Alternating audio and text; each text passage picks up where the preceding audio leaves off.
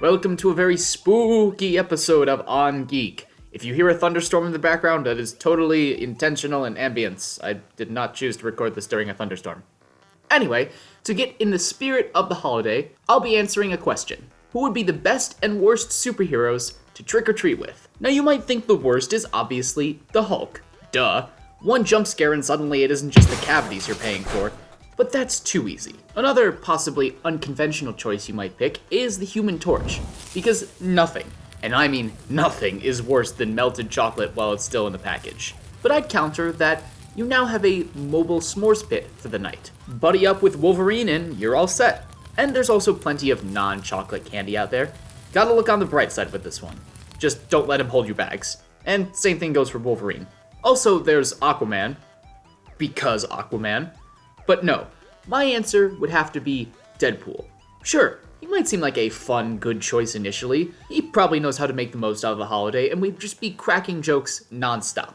But you know Wade Wilson would be that guy who would see a please take one bowl, punch kick the child closest to it, grab the entire thing, and then run off only to be found the next morning in a candy coma. Then, next thing you know, Neighborhood Watch is out looking for him while you're stuck at home with your best friend being treated for a concussion.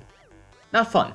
But let's switch gears now and talk about the best. For me, it's no competition, but let's run down the list anyway. A good option would be any hero with super strength, because they could just carry a metric crap ton of candy without breaking a single sweat. But there's too many heroes with that power, and it's hard to narrow down to just one specific person you should choose. Professor X would be an excellent choice if you could convince him to use his powers for something as trivial as ensuring you get king-size candy bars from every house. You might not find much success up that alley, but I'd still say it's worth a shot.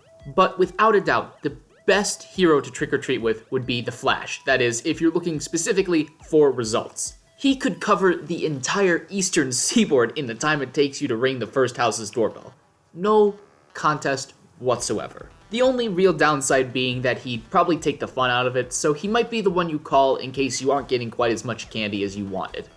And if I had to pick one superpower to have while trick-or-treating, none of these. No, if it's just me, I'm going with Ant-Man. Then, even if every house on the block is packing those tiny snack-sized candies that match their manhood, you're still set for months. But those are just my thoughts. What do you guys think? Agree? Disagree? If you had to pick one superpower to trick-or-treat with, what would it be? Leave it down below. Thanks for watching, and be sure to like and subscribe for more. Leave your suggestions for On and Off Geek, and I'll see you guys next time. Have a fun and safe Halloween.